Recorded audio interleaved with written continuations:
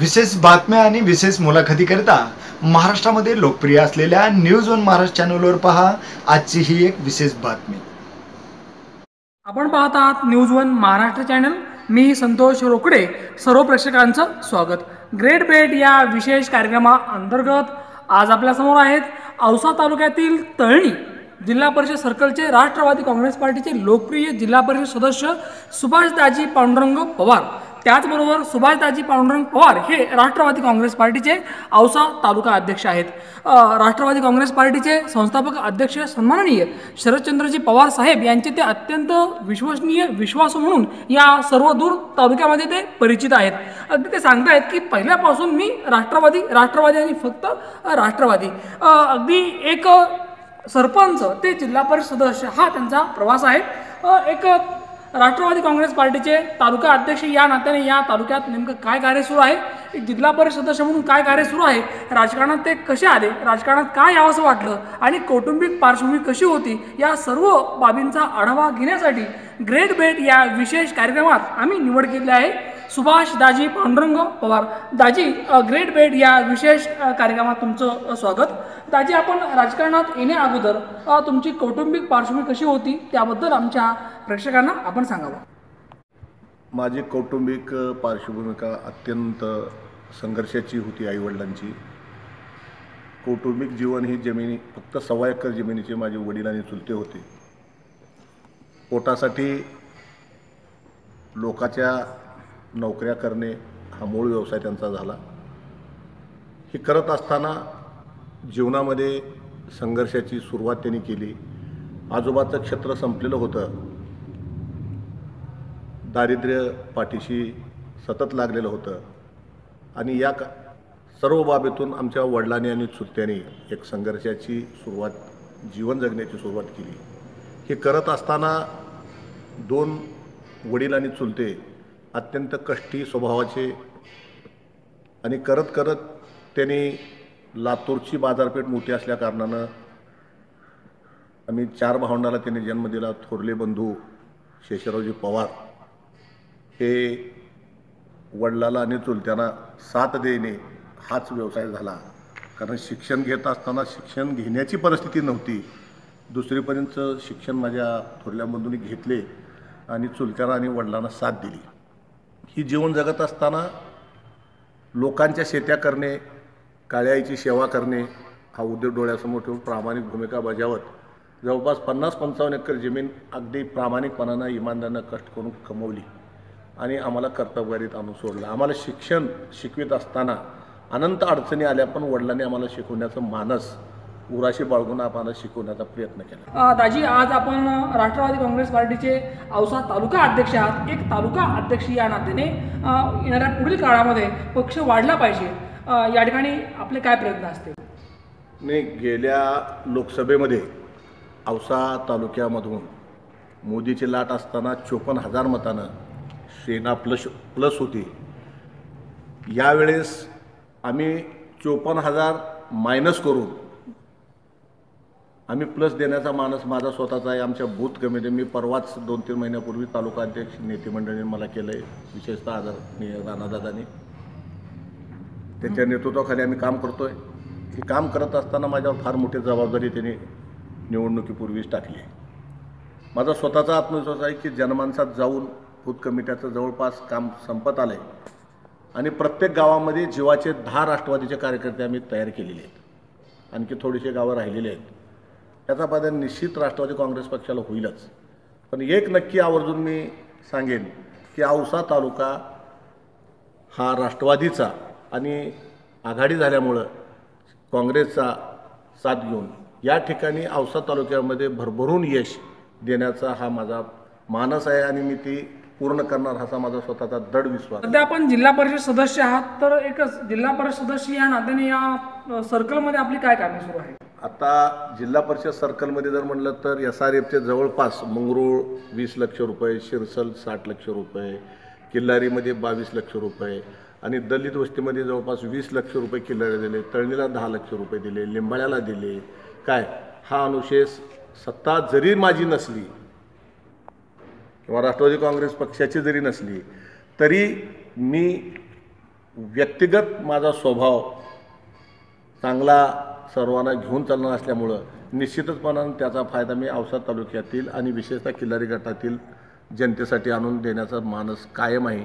काल परवाच आम्ही पेयजलमधून मुख्यमंत्री पेयजलमधून 60 लक्ष रुपये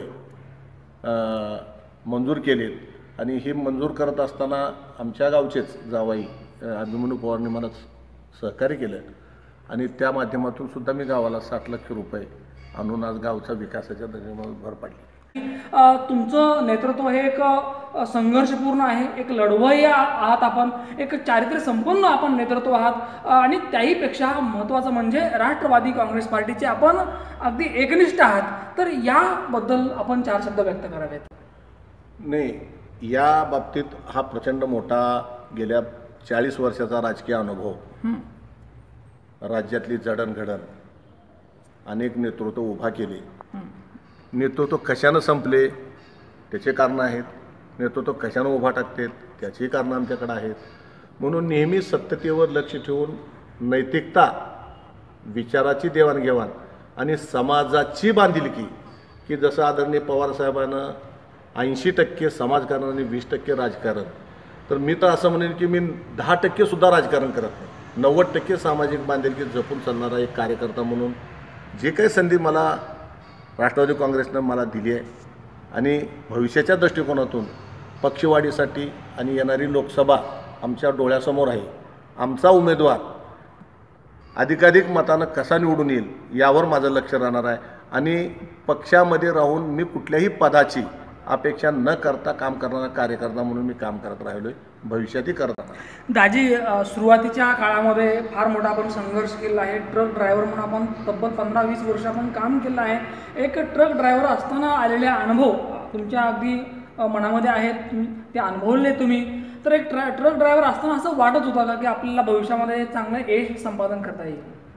नाही, माणसानं ठरवून काहीच होत नाही, पण मनात जर जिद्द असेल आणि आपली नीती साफ असेल तर म्हणतात ना, अंधश्रद्धेवर माझा विश्वास नाही, पण कर्तृत्वावर आणि गुणवत्तेवर माझा विश्वास आहे. आपण काम करत राहायचं.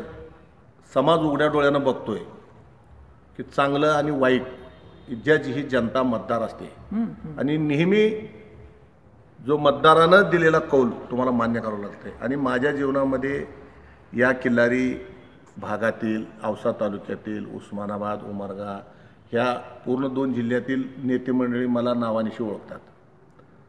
परंतु राजकीय ध्रुवीकरण करत असताना बैठक आणि बैठकीतून मित्रत्व जपणं हा एक भाग आहे, परंतु श्रद्धा आणि निष्ठा ही फक्त पक्षाचीच असते. म्हणून ज्या ज्या प्रसंगामध्ये आपण काम करत असताना ट्रक ड्रायव्हर म्हणून मी जे अनुभवलो, अत्यंत संघर्षाचा काळ. एक काळ तर असा होता की टायरचे पंक्चर काढायला पैसे नसल्यामुळे मी त्या टायरच्या दुकानाला 6-6 महिने चुकून फिरायचो. अशी परिस्थितीमध्ये घराचं मोठं 6-7 बहिणी, 5-7 भाऊ, एवढा मोठा डोलारा, ही तारवरची कसरत होती. पुन्हा समाजाच्या भावना, समाजाचे विचार आणि त्याला देणारी आपली मदत, कारण माझ्याकडे देण्यासारखं काही नव्हतंच. माझ्याकडे देण्यासारखं माझा विचार होता, माझी धडपड होती आणि माझा प्रामाणिक. तसं तुमच्यावर कुठल्या व्यक्तीची कृपा आहे की ज्यामुळे तुम्हाला या आयुष्यामध्ये एक वेगळी उभारी घेता आली? नाही, 2 गोष्टी मला आवर्जून या ठिकाणी सांगावं लागेल. पहिला गुरु तर माझी आई आणि वडीलच आहे. दुसरे गुरु राजकीय जीवनामध्ये मी राजकारणात यायची मानसिकता नसताना सुद्धा संघर्षातून आलो, म्हणून दुसरा गुरु माझे आदरणीय पवारसाहेब. आणि तिसरा गुरु जी मला घडवले ते माझ्या परिवारानं. मी जी करत गेलो त्या करण्यामागचा हेतू स्पष्ट होता. माझ्या घरातल्या कुठल्याही माणसानं मला त्याला विरोध केला नाही. 1 नंबर, माझी व्याप्तीच अशी झालेली आहे की माझे थोरल्या बंधूचं वय आहे 77-78 वर्ष वय. 78 वर्षामध्ये माझे थोरले बंधू कधी घरला झोपायला झाले नाहीत. ही वस्तुस्थिती तुम्ही नाकारू शकणार नाही, कारण ती काळ्या आईची सेवा म्हणजे काळ्या आईची सेवा. कधीही त्यांनी दिवाळीसुद्धा घरी केली नाही. सकाळी येणे, आंघोळ करणे आणि शेताकडे जाणे, अत्यंत प्रामाणिकपणाने शेती केली. आज एक भाऊ म्हणून मला त्याचा गर्व आहे. ती काळ्या आईची शेती करणे आणि 78 वर्षे कधी भावाला हिसाब न विचारणे, लाखो रुपयाचा माल काढला तर कधी विचारलं नाही. दुसरे बंधू संप्रदायात आहेत, कायम प्रामाणिकपणानं काम करणे. तिसरा बंधू व्यापारात आहे आणि चौथा मी व्यापारात राहून समाजकार्य आणि राजकारण ह्या दोन्ही बाबी सांभाळण्याची जबाबदारी परिवारानं माझ्यावर घेऊन ती पेलण्याचं सातत्यानं काम मी करतो. दाजी, शेवटचा प्रश्न असा आहे की आपण राष्ट्रवादी काँग्रेस पार्टीचे औसा तालुका अध्यक्ष आहात, जिल्हा परिषद सदस्य आहात, महत्त्वाचे नेते आहात. तर न्यूज वन महाराष्ट्र चॅनलच्या माध्यमातून खास करून या ठिकाणी तरुणाईला आपण काय सांगू इच्छिता? मी आज देशाच्या समोर फार मोठं चित्र उभा टाकलंय, ढोंगीपणाचं. माझं असं म्हणणं आहे की लोकशाही जर खऱ्या अर्थानं बळकट करायची असेल तर सत्यतेवर आधारित तरुणानं पाठीमागं जावं, सत्य जाणून घ्यावं आणि मगच आपलं मतदान करावं. ती का आणि कशासाठी? 4 दिवसाचे स्वप्न बघणं आणि भविष्य त्याच्यावर जाणं ही फार कठीण गोष्ट आहे. म्हणून जी टिकण्यासारखं आहे, आज मूलभूत ग्रामीण भागातल्या समस्या काय आहेत? कांद्याला भाव नाही, सोयाबीनला भाव नाही, द्राक्षाला भाव नाही. आज माझ्याकडे 8 एकर द्राक्षाची बाग आहे. आज परिस्थिती अशी आहे की आज 25-30 रुपयेसुद्धा त्याला भाव मिळत नाही. राबायचं, खताचे भाव दुनियाचे वाढले, औषधाचे भाव वाढले, शेतीला का नाही? हा एवढा मोठा आक्रोश आहे. आणि त्याच्यामुळं आज परिस्थिती अशी झाली आहे की महाराष्ट्र शासन आणि महाराष्ट्राच्या जनतेला मी या माध्यमातून सांगू इच्छितो की जोपर्यंत ग्रामीण भागातल्या शेतकरी तरुणांना तुम्ही नोकऱ्याच नाही, व्यवसायात सुद्धा, शेतीत सुद्धा जर प्राधान्यानं जर तुम्ही मदत नाही केलं तर फार मोठा संघर्ष भविष्याच्या राजकारणामध्ये या महाराष्ट्रात उभा राहिल्याशिवाय राहणार नाही. त्याचं कारण असं आहे की प्रत्येक घरातला तरुण मोकळा बाहेर रस्त्यावर फिरतोय, त्याच्या हाताला काम नाही आणि बुद्धी दुसरीकडे नेण्याचं एक विचित्र प्रयोग या महाराष्ट्रामध्ये चाललेत. या बाबीकडे तरुणांनी अत्यंत लक्ष दिलं पाहिजे आणि सक्षम नेतृत्व आणि समाजाला घेऊन जाणारं, त्याचे विचार मांडणारं आणि काळ्या आईची सेवा कोण करू शकतं या महाराष्ट्रात त्याची जाणीव तरुणानं ठेवून तरुणानं त्याच्या पाठीमागं उभं राहणं असं मला वाटतं. ही होती ग्रेट बेट या विशेष सदरामध्ये एक विशेष मुलाखत सुभाषदाजी पवार यांची. राष्ट्रवादी काँग्रेस पार्टीचे ते औसा तालुक्यातील तळणी सर्कलचे जिल्हा परिषद सदस्य आहेत, त्याचबरोबर राष्ट्रवादी काँग्रेस पार्टीचे औसा तालुका अध्यक्ष आहेत. दाजी, तुम्हाला पुढील वाटचालीसाठी न्यूज वन महाराष्ट्र चॅनलच्या वतीने लाख शुभेच्छा. News one Maharashtra channel, Ramdas तपसेसह संतोष रोकडे. धन्यवाद. महाराष्ट्रात लोकप्रिय असलेल्या न्यूज वन महाराष्ट्र चॅनलला जर तुम्ही सबस्क्राईब केलेलं नसेल तर आत्ताच सबस्क्राईब करा. News one Maharashtra.